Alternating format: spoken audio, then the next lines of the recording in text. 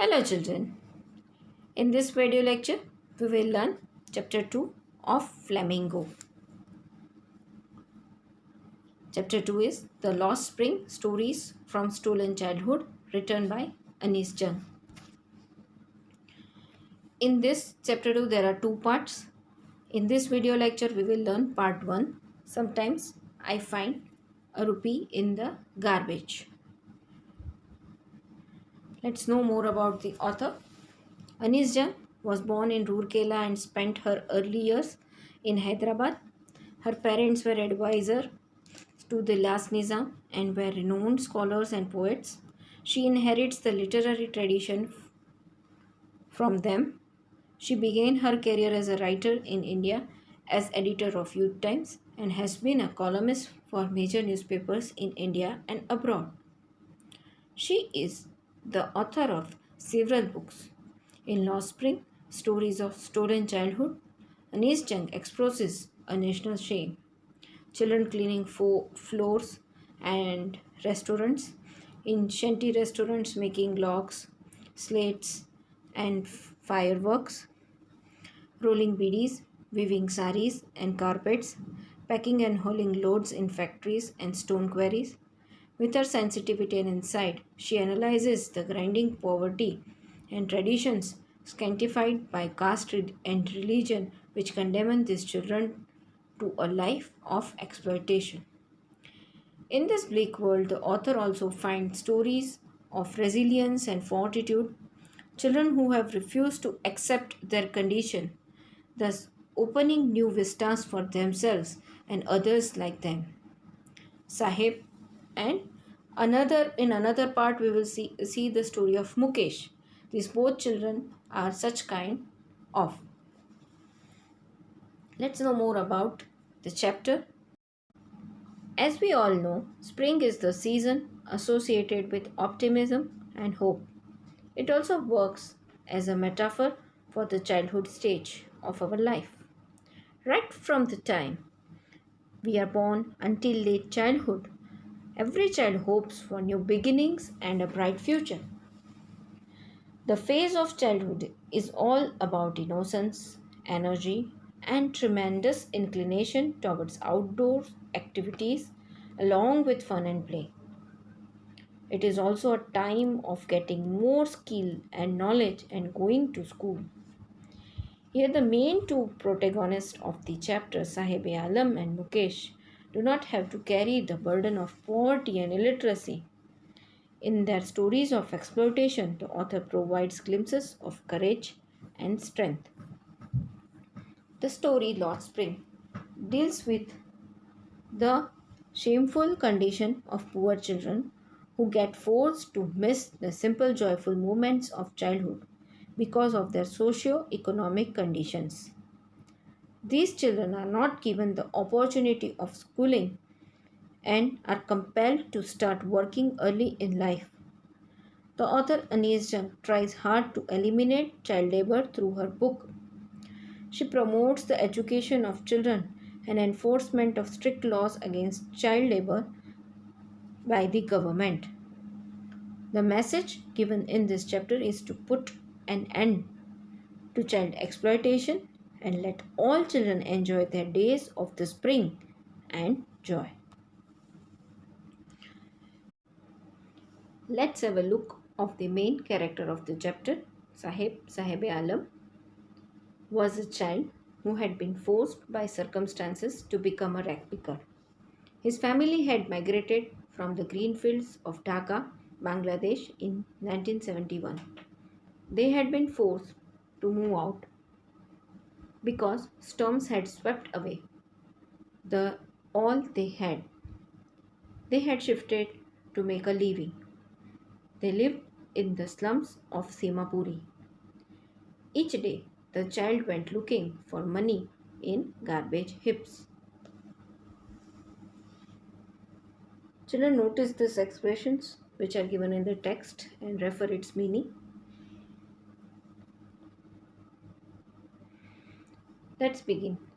Explanation with summary of the chapter. The first part of the account is about a rag picker. The author comes across a boy Sahib every morning. She always finds him searching for something in a heap of garbage near the house. The writer commented that, did he search for gold here? Gold here means thrown away things. He shuffled it so minutely to earn his livelihood. Sahib was a young boy from Dhaka. His home in Dhaka was in the middle of the lush green fields. They had left it many years ago and he did not remember it anymore. His mother had told him that natural calamities had destroyed their homes and fields and drove their family to Delhi to secure a living. One day the author questioned him the reason for shuffling through the garbage. He replied that he had nothing else to do. The author suggested him that he should go to school. She immediately realized that her advice was meaningless for the poor boy. He replied that there was no school in his neighborhood and assured her that when one would build it, he would definitely go to school. Every day in morning, the author encountered with a young boy, Sahib, who migrated from Dhaka to Delhi with his family to earn daily bread. The children of these poor families forcibly work here as rag pickers to help their parents for survival. Sahib is one of them who looked for gold. Gold means here things like shoes, money bags, etc. for children and food, clothing, shelter as means of survival for their parents. The boy searches for such precious things in the garbage dumps. The writer questions about schooling of a poor boy indicates here that no one is interested to build a school for these needy children who had desired to study. She stressed here for need of child education in our society and positive reply of Sahib indicates that the poor children are ready to learn but so-called rich and educated people are less interested in their education. Here in this part, the author asked him jokingly if she opened a school, would he attend it? Sahib was happy. He promised her that he would go to her school. But a few days later, as he ran up to her to ask if her school was ready, the author replied that it takes a lot of time to build a school. She felt ashamed at having made a false promise. She had said this as a joke and never intended to open a school, so she felt ashamed of herself. There was no difference in the expression of the Sahib because he was used to of such false promises as they existed in large numbers in his empty world. The author had known Sahib for a few months. When she asked him his name, he replied as if he was making an announcement that his name was Sahib Alam. The writer thought that the boy did not know the meaning of his name, and if he came to know that his name meant Lord of the Universe, he would not be able to believe it. His name was opposite of his life. He went around the streets with a group of friends. It was like an army of boys who did not wear any footwear. They appeared in the morning like the morning birds and disappeared at noon. The writer could recognize all of them as she had been seeing them for the past few months.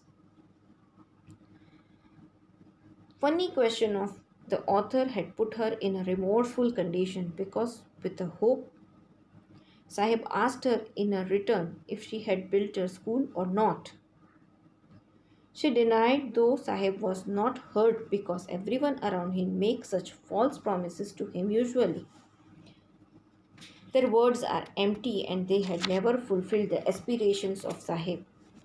By highlighting this comment, the author points out that we are living in a fake world where no one is bothered about emotions of others. The announcement of his name with pride shows us that child has even a sense that whatever be the position of him in society, but he has honor and dignity for himself, and he was least bothered about financial condition. The acquaintance of the author with this often shows us that if the society would take interest in them, then they would even get equal opportunities in society too.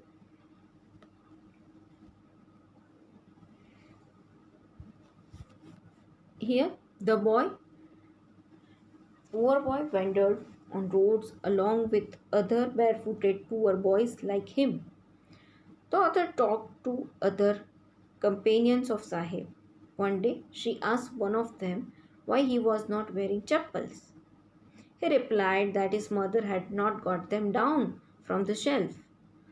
Another child listening to the conversation, who had worn shoes they did not match, added that even if his mother had got them, he would have thrown them off.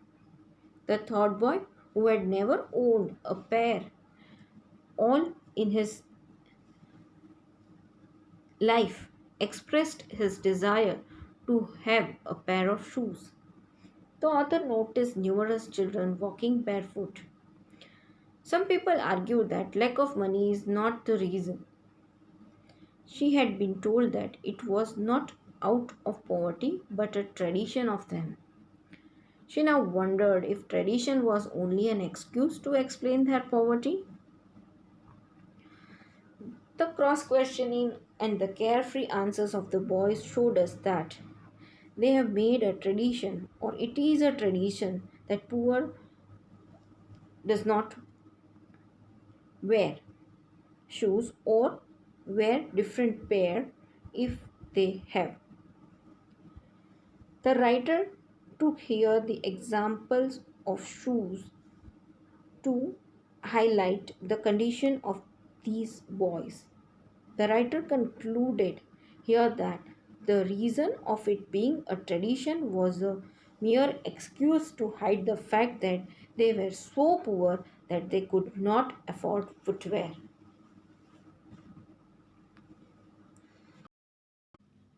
Further, the author here narrated a story told by a man of Udupi, a small town in Karnataka.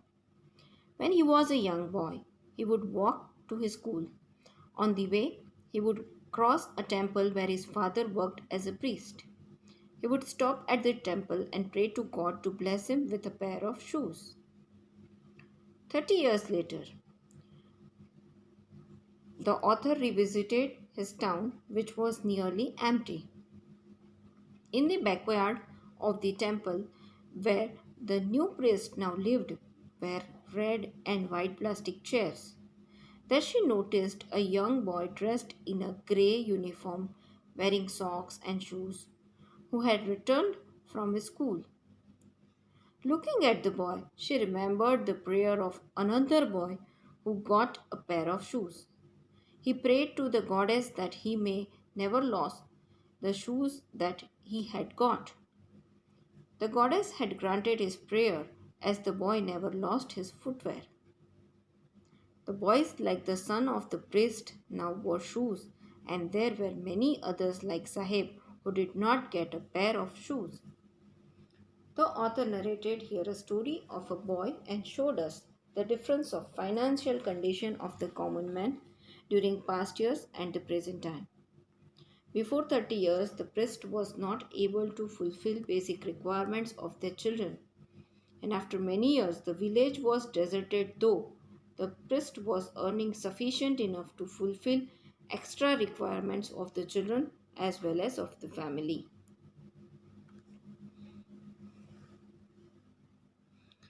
The life of the rag pickers at Semapuri on the outskirts of Delhi was a contrast to the life of people in Delhi. The residents of Simapuri were the illegal occupants from Bangladesh back in 1971. This was where Sahib's family lived. Simapuri was a wasteland, but now it was not empty, as almost 10,000 rag pickers lived there in structures made of mud with roof of thin sheets of tin and plastic material called tarpaulin. There was no sewage, drainage, or running water facility in Simapuri. They lived in unhygienic conditions. The rag pickers had been living illegally in Simapuri for the past 30 years, but they had their ration cards and voter identity cards. They got grocery for their family through these ration cards, and in return, they cast their votes in favor of the politician who had helped them to get it. The author asked a group of women who were wearing torn saris that why did they leave their homes in Dhaka? Food was all that was more important to them as they had given up their fields to migrate. These people traveled in search of food, and wherever they found it, they set up temporary homes and started living there.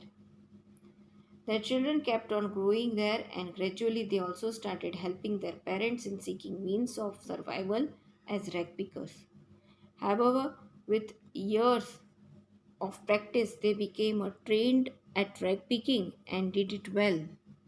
Though hunting the garbage meant survival to the adults, to the children, it was like exploring a heap wrapped in wonder. These families searched the garbage dumps and got things which they sold to fund their food. They gathered torn and damaged sheets which they used to cover the roof of their homes. These did not cover them well, but still provided them with some protection. For the children, the garbage dumps were more than a means of survival. Here, the author showed us the pathetic condition of the poor, or we can say specifically of rag pickers who migrated from Dhaka due to unavailability of livelihood in that region. They are using the wasteland of the city, which is situated at the outskirts of Delhi, where people used to dump their wastage. The author highlighted here the hypocrisy of politicians who provided voter card and ration cards for their benefits only to these people. These people starve only for food, and where they get it, they settle themselves over there. Saib was happy that sometimes they found a rupee or even 10 rupee note in the dump. As one of fun finds even a silver coin in the garbage dump, he kept on searching, hoping to find more. For the children, the garbage dump was a mean of fulfilling their dreams, although partially, while for their parents it was means of aiding survival by providing the basic food, clothing and shelter. Garbage means gold, which provides them their daily requirements. Children as well as elders fulfill their needs through this garbage. This treasure means different for both of them. For children, it is a medium to fulfill their dreams, something, something wrapped in wonder, and for elders, it is a medium of survival. One winter morning, the writer saw Sahib standing by the fence of a club. He was watching a tennis game being played by two young men. Sahib liked the game but could not play it. He told the author He told the author that he went inside the club when it would be closed.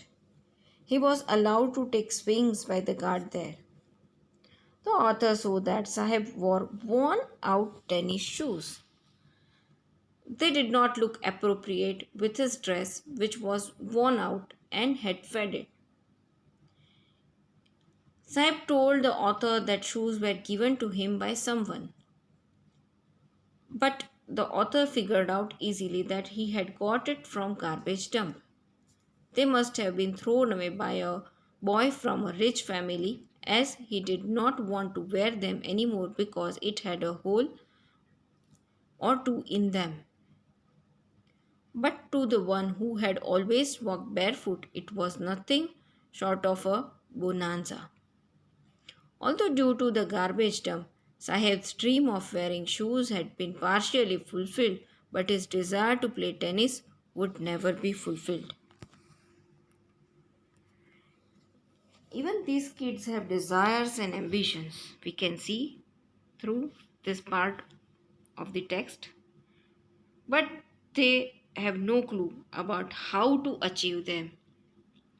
There are many things that are unreached to them, for instance, shoes, tennis, and similar stuff. They have desire, but sometimes they are not able to fulfill it. One morning, the author noticed Sahib on his way to the milk booth with a steel container. He told her that he had got a job at the nearby tea stall. He would earn 800 rupees a month and get meals too. The author asked him if he liked the job, as she could see that he had lost the carefree look. As now Sahib was working for someone else and was carrying his master's container, he was burdened with responsibility. Earlier, he had carried his own bag and he was his own master. Now he was no longer his own master. Right from morning to afternoon, the author came across him in a tea stall, and Sahib became sad as he realized that he was no longer the master of his own destiny. The loss of identity weighs heavily on his tender shoulders, and that make him feel sad. Now he has few responsibilities to fulfill. That's why, to fulfill his desire, to uh, fulfill his responsibility, he has taken a job instead to collect a dump. Here we can see, children, this through the story of Sahib, that how the children of poor family are forcibly working the job given by their parents, right? Other part we will see in the next video lecture. Here I have given question answers related to Sahib's story only. These are three. Learn it, refer it properly, and write in your notebook. Thank you.